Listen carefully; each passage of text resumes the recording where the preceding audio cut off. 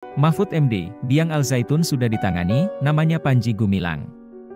Jakarta, CNN Indonesia, Menko Polhukam Mahfud MD meminta polemik terkait pondok pesantren Al Zaitun tak usah dibesarkan lantaran biang keladi persoalan ini yakni pengasuhnya Panji Gumilang sudah ditangani.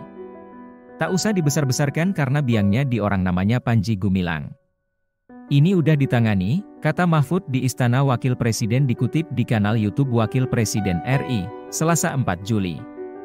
Mahfud menjelaskan pemerintah telah memilih 3 langkah dalam menangani polemik Al Zaitun.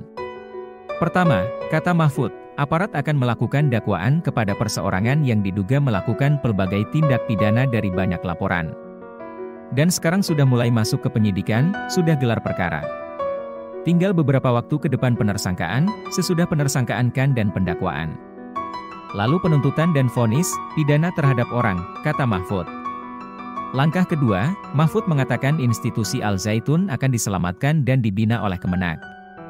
Ia mengatakan lembaga ini akan dibina sesuai visi dan misi yang tertulis di pesantren Al Zaitun.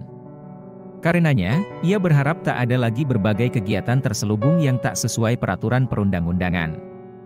Tak boleh ada kegiatan terselubung dan penyisipan kegiatan-kegiatan yang tak sesuai dengan peraturan perundang-undangan. Lembaga pendidikan Al Zaitun, pesantren dan sekolah itu akan dibina di bawah pengawasan Kemenak, kata dia. Upaya terakhir, Mahfud mengatakan pemerintah akan menjaga tertib sosial dan keamanan di kawasan Al Zaitun. Nantinya, upaya ini akan dikoordinasikan oleh Gubernur Jabar dan aparat keamanan setempat. Bersama aparat vertikal setempat. Mungkin Polda, lalu Kabinda, TNI udah pasti, kata Mahfud. Pesantren Al Zaitun belakangan ini menjadi sorotan lantaran diduga mengajarkan ajaran menyimpang dari ajaran Islam. Pesantren ini terus menjadi pembicaraan sejak beredar video saf salat Id campur antara perempuan dan laki-laki pada April lalu. Buntutnya, pimpinan pesantren ini, Panji Gumilang dilaporkan ke Bareskrim Polri oleh Ketua Forum Advokat Pembela Pancasila Ihsan Tanjung terkait kasus dugaan penistaan agama ke Bareskrim Polri. Mahfud MD curhat dicap menteri pembohong terkait kasus HAM era Jokowi. Jakarta, CNN Indonesia.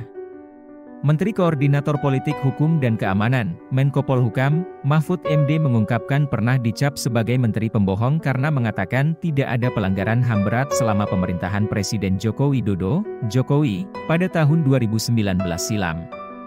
Padahal menurutnya kala itu memang tidak ada kasus pelanggaran HAM berat yang terjadi, melainkan kasus kejahatan yang berat dan lainnya.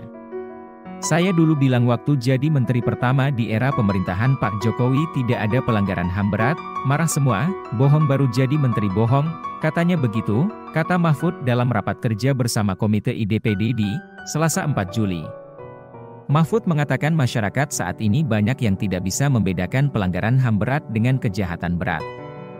Ia mencontohkan, kasus terorisme di Bali yang menewaskan 220 orang misalnya, itu menurutnya termasuk kejahatan berat dan bukan pelanggaran HAM berat.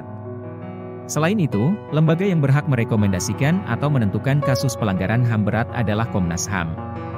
Mahfud mencontohkan, saat aparat TNI melakukan pengeroyokan dan penembakan warga sipil hingga tewas dan luka-luka dalam kasus Paniai berdarah, Komnas HAM menetapkan kasus pelanggaran HAM berat, namun ternyata dibebaskan lantaran tidak cukup bukti. Pun dengan peristiwa Kanjuruhan yang menewaskan 134 orang, namun kemudian dinyatakan Komnas HAM bukan pelanggaran HAM. Dengan demikian, pemerintah juga akan menyatakan hal serupa. Mahfud selanjutnya merinci 12 kasus pelanggaran HAM berat di Indonesia, termasuk peristiwa kerusuhan Mei 1998 hingga peristiwa Wamena di Papua tahun 2003. Ia menyebut 12 kasus pelanggaran berat itu sudah direkomendasi oleh Komnas HAM.